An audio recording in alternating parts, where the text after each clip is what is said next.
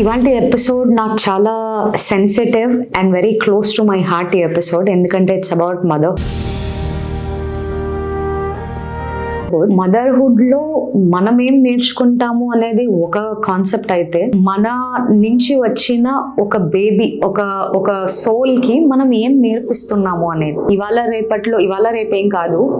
నాకు as long as I was married ఒక ఎత్తు, నాకు ప్రెగ్నెన్సీ వచ్చిన ఫేజ్ ఒక ఎత్తు, పిల్లలు పుట్టిన ఫేజ్ ఒక ఎత్తు. ఇది అంతా ఎందుకు చెప్తున్నానంటే, as long as I was a girl and as long as I was a woman, things were different. నేను ఆ యాంగిల్ లో ఎప్పుడు చూడలేదు, ఆలోచించలేదు. My kids are like 9 years old ఇప్పుడు మా పిల్లలు. లాస్ట్ 9 years నుంచి, అంటే నాకు ప్రెగ్నెన్సీ డెలివరీ అయిన దగ్గర నుంచే నేను ఈ చేంజెస్ అనేది ఒక పేరెంటింగ్ స్టైల్లో చూడడం మొదలు పెట్టాను. I started to see things from a different lens, not just from what I see, it's also from what I experienced as a child. చిన్నప్పటి నుంచి నేను ఏమేమైతే చూస్తూ వచ్చానో, ఇప్పుడు ఎదిగిన తర్వాత ఏవైతే చూస్తూ వచ్చానో, అండ్ కరెంట్ డేస్ లో యాజ్ అ మదర్ గా లాస్ట్ 9 years నుంచి చూస్తున్నాను. అన్నిటిని బేస్ చేసుకొని నేను ఒక్క వీడియోలో పెట్టాలంటే ఆ వీడియో ఇదే. ఇవాళ ఎపిసోడ్ లో we're gonna talk about what children learn from how we react, not how we preach. దీనికి తెలుగులో మీకు చెప్పాలనుకోండి, చాలా మంది పేరెంట్స్ అనుకుంటారు ఏంటంటే, మనం పిల్లలకి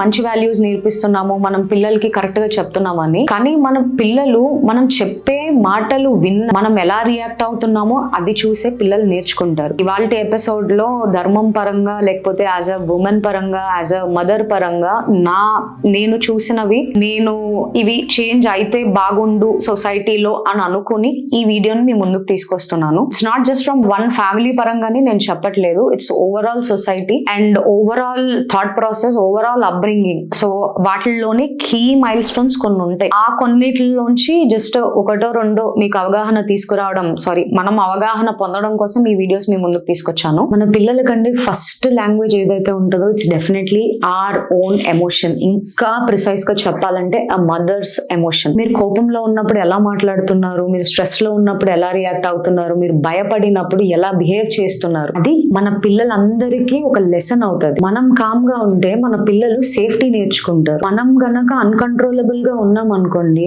మనం ఇంట్లో గొడవలు పడుతునో, లేకపోతే పిల్లలు ఎదురుగానే పేరెంట్స్ కొట్టుకోవడము, లేకపోతే పిల్లలు ఎదురుగానే ఒక పేరెంట్స్ వేరే వాళ్ళ గురించి తక్కువ చేసి మాట్లాడడము, ఇలాంటి వాటిల్లో ఏది చేసినా కూడా పిల్లలకి తెలియకుండానే సబ్ కాన్షియస్ గా సర్వైవల్ మోడ్ లోకి వెళ్ళిపోతారు. వెన్ ఐ మెంట్ సర్వైవల్, వాళ్ళు సర్వైవ్ అవ్వడం తప్ప ఇంకొకటి తెలియదు వాళ్ళకి. ఏదైనా సిచ్యువేషన్ వచ్చినప్పుడు దాన్ని ఫేస్ చేయరు, ఎలా సర్వైవ్ అవ్వాలని ఆలోచిస్తారు. What I meant is, children don't learn regulation from instructions, they learn it from exposure. They observe how do you handle pressure, how do you respond to disrespect, and how do you hold yourself when things go wrong. Your nervous system becomes their first classroom. ఇక్కడ మనం ఇంకో విషయం మాట్లాడుకుందాము. Emotional regulation as parents ఎంత ఇంపార్టెంటో చెప్తా చూడండి. Emotional regulation అనేసరికి చాలా మంది ఏమనుకుంటారంటే ఎమోషన్స్ లేకుండా కూర్చోవడం అని అనుకుంటారు, but that's not true. Emotions regulate చేసుకోవడం అంటే ఎమోషన్స్ లేకపోవడం కాదు, అది ఎమోషన్స్ ని స్పిల్ చేయడం అవుతుంది. మీరు సాడ్ గా ఉండొచ్చు, లేకపోతే మీరు కోపంగా ఉండొచ్చు, కానీ పిల్లలు చూసేది మాత్రం మనం ఎలా బిహేవ్ చేస్తున్నాము, మన ఎమోషన్స్ ని మనం ఎలా రెగ్యులేట్ చేసుకుంటున్నాం అన్నది మాత్రమే పిల్లలు చూస్తారు. ఇంకా గట్టిగా చెప్పాలంటే,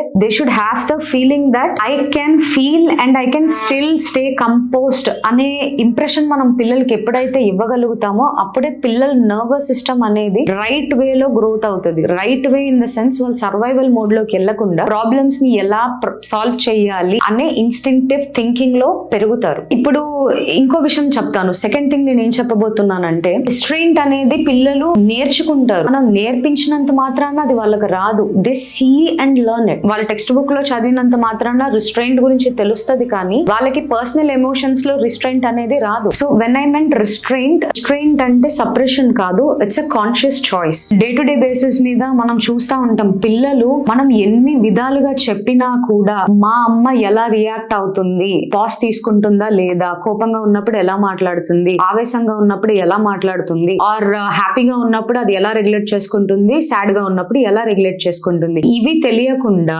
ఇవి అర్థం కాకుండా మనం పిల్లల్ని కని వాళ్ళని పెంచేసి వాళ్ళని సమాజంలో కూడా వదిలేస్తున్నాం. ఇప్పుడు నేను మాట్లాడుతుంది it's not just about one particular aspect అని నేను చెప్పట్లేదు. I'm talking about the whole administration, I'm talking about the whole society ఇలాగ ఉంది అని అంటే ఆ సొసైటీని మార్చగలిగే కేపబిలిటీ, కెపాసిటీ ఒక్క ఉమెన్ కి మాత్రమే ఉంటుంది. Because we as a women మనం జన్మనిస్తాం పిల్లలకి. They don't come away from anything. పిల్లల్ని కండానికి దారులు ఉన్నాయి, లైక్ చాలా ట్రీట్మెంట్స్ ఉన్నాయి. కానీ పిల్లలు ప్రపంచంలోకి వచ్చిన తర్వాత వాళ్ళ సత్మార్గంలో నడవడానికి మనం యాజ్ అ పేరెంట్స్ మనమే అండి వాళ్ళకి నేర్పించాల్సింది. Nobody is going to do that for them. మనం పిల్లల్ని స్కూల్ కి ఎందుకు పంపిస్తున్నాం? వాళ్ళకి ఎడ్యుకేషన్ ఉండాలి, వాళ్ళ క్రమశిక్షణ తెలియాలి కాబట్టి మనం స్కూల్ కి పంపిస్తున్నాం తప్ప వాళ్ళు జీవితంలో ఒక రేపన్న రోజు ఉద్యోగం చేసుకోవాలి, లేకపోతే వాళ్ళు ఎదగాలి అది నేర్పించడానికి మాత్రమే మనం స్కూల్ కి పంపిస్తున్నాం తప్ప స్కూల్ ఎడ్యుకేషన్ నేర్పిస్తుంది కానీ సంస్కారం నేర్పించదండి.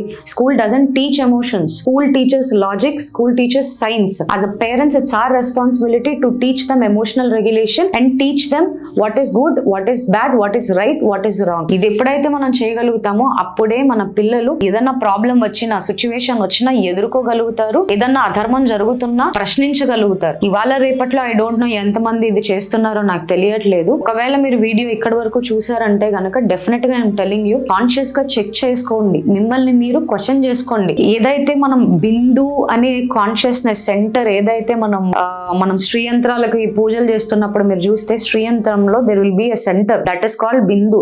దాని చుట్టూనే ప్రపంచం కానివ్వండి, దేవతలు ఆర్ హ్యూమన్స్, ఎనీథింగ్ ఎవ్రీథింగ్, మొత్తం వరల్డ్ ఎగ్జిస్టెన్స్ ఆ బిందు నుంచి స్టార్ట్ అయిందని చెప్తారు. ఆ బిందు మనం యాజ్ అ హ్యూమన్స్ చెప్పాలంటే ఇట్ ఇస్ కాన్షియస్నెస్ అండి. Parenting is a conscious choice. So choice తీసుకోవడం తప్పు కాదు, కానీ చాయిస్ తీసుకున్న తర్వాత మనం దానిపైన ఎంత రెస్పాన్సిబుల్ గా నుంచుంటున్నాం అనేది ఇంపార్టెంట్. ఒక లో పవర్టీ నుంచి వచ్చిన ఫ్యామిలీ అవ్వనివ్వండి, లేకపోతే ఒక మిడిల్ క్లాస్ ఫ్యామిలీ అవ్వనివ్వండి, ఒక ప్రీమియం ఫ్యామిలీ, లేకపోతే ఒక లగ్జరీ ఫ్యామిలీ, లేకపోతే ఒక బిలియనియర్ ఫ్యామిలీ, ఏ ఫ్యామిలీ నుంచి అన్నా కానివ్వండి, this is the common practice that we need to start teaching our children. First అది చెయ్యాలంటే మనకి మనం నేర్చుకోవాలి. We need to start bringing the change within ourselves. మనల్ని మనం సెల్ఫ్ ఇంట్రోస్పెక్షన్ చేసుకోకపోతే మనం మారమండి. ఇంకా మీకు స్పిరిచువల్ గా చెప్పాలనుకోండి, లేకపోతే హిస్టరీని తీసుకొని చెప్పాలనుకోండి, history in the sense Telugu మన పురాణాలని ఆధారంగా తీసుకొని చెప్పాలనుకోండి, మనం ఏదైతే ఒక డెసిషన్ తీసుకుంటామో దాన్ని మనం రిపీట్ చేస్తున్నాం. అంటే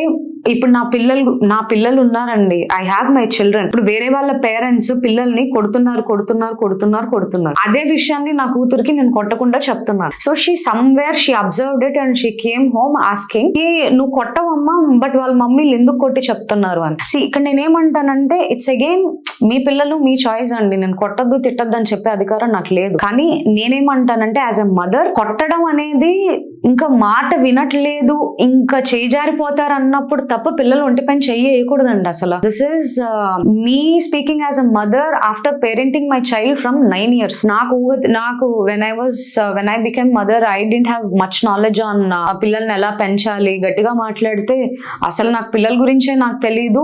I had children and then one of my child is a special child. Just imagine the kind of distress that I would have gone through from the society. Personal గా నాకు ఏం issue లేదు, కానీ society ఇట్లా point out చేసి మాట్లాడతారు కదా. I would as a mother, this is my question, your own child is in that situation, would you point fingers on somebody else's child? ఇది నేను ఎందుకు చెప్తున్నానంటే again this is my experience. ఒక 54-55 years ఉన్న grand mother, అంటే నా grand mother వయసు ఉన్న ఒక పెద్ద ఆవిడ వాళ్ళ బేబీని ఎత్తుకొని గ్రౌండ్ లో నుంచుని ఆడుకుంటున్నారు. My daughter always plays in the same ground. అక్కడ ఒక చిన్న రౌండ్ సర్కిల్ లాగా ఉంటది, దాని చుట్టూ ఆడుకుంటది. Again I'm telling you, my child is a special child. She doesn't have speech yet. తను అలా తిరుగుతుంది. ఈవిడ, this woman is the society vice chairman at that time, vice chairman వాళ్ళ మదర్. సో ఇది కూడా ఎందుకు చెప్తున్నానో చెప్తా చూడండి. నా వెన్ ఐ మెంట్ పేరెంటింగ్, మీకు ఎగ్జాంపుల్ ఇవ్వడం కోసం అని చెప్పి ఒక ఆల్రెడీ నా లైఫ్ లో అయిన ఇన్సిడెంట్ ని మీకు ఎగ్జాంపుల్ గా చూపిస్తున్నాను. నాట్ దట్ వేరే వాళ్ళని పాయింట్అవుట్ చేయడానికో వీళ్ళు తప్పు చేశారనో చెప్పడం కోసం కాదు. It is just I'm trying to make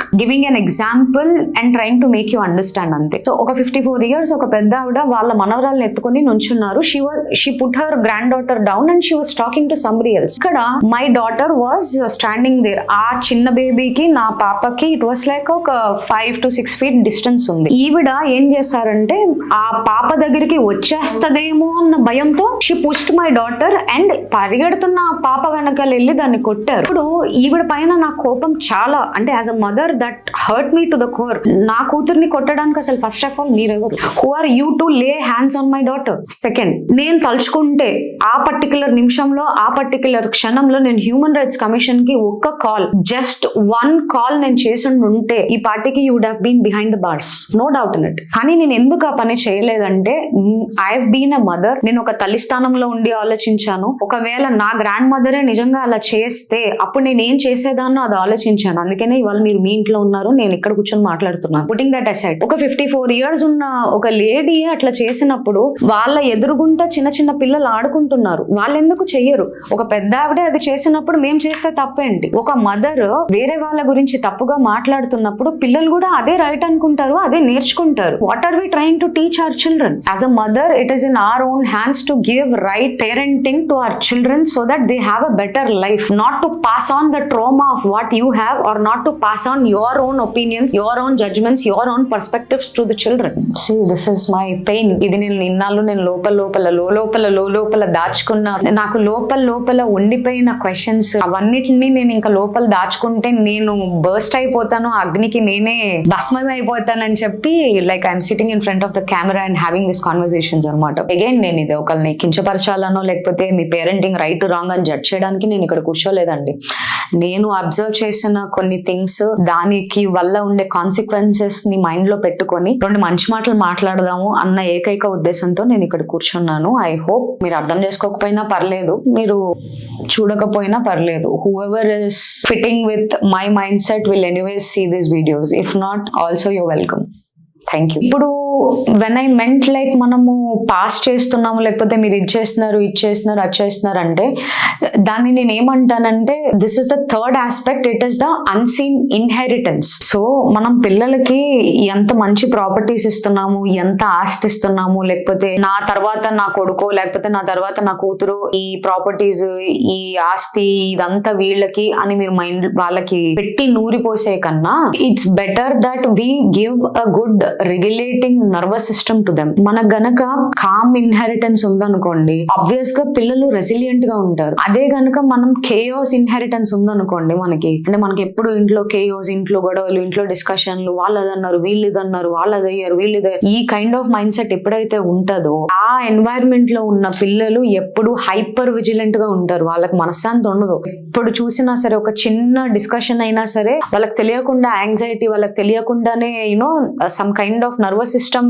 instability వచ్చేస్తుంది. Yeah, this is what I wanted to say. So conclusion ఏం చెప్పాలనుకుంటున్నానంటే పేరెంటింగ్ అనేది కంట్రోల్ కాదండి. పేరెంటింగ్ అంటే ఎగ్జాంపుల్. మన రియాక్షనే, మనం ఎలా అయితే రియాక్ట్ అవుతామో అదే మన పిల్లలకి ఇచ్చే గ్రేటెస్ట్ టీచింగ్. అంతకన్నా పెద్దది మనం ఇవ్వగలిగేది, మనం చేయగలిగేది అంటూ ఏమీ ఉండదండి. Teaching them the right thing, right timing, good bad, ఈ డిఫరెన్స్ మనం నేర్పించుకోగలిగితే చాలు పిల్లలకి. మనం పుట్టినప్పుడు ఎలాగైతే పుడతామో మనం పోయేటప్పుడు కూడా అలాగే పోతాం, మనం ఏం పట్టుకుపోం కదా. సో ఎందుకు ఇక్కడ ఈ వరల్డ్ లో వదిలేసి వెళ్ళే వాటి పైన ఎందుకు మక్కువ చూపిస్తారు అనేది నాకు ఈ నిమిషానికి కూడా నాకు అర్థం కావట్లేదు. మన రియాక్షన్స్ మన పిల్లలకి ఇచ్చే గ్రేటెస్ట్ టీచింగ్స్. ఈ వీడియో ఎక్కడి వరకు మీకు చూసారంటే డెఫినెట్ గా ఇన్ఫర్మేటివ్ గా అనిపించిందని అనుకుంటున్నాను. If so please do share it with your friends and family. శ్రీ గురుభ్యో నమః.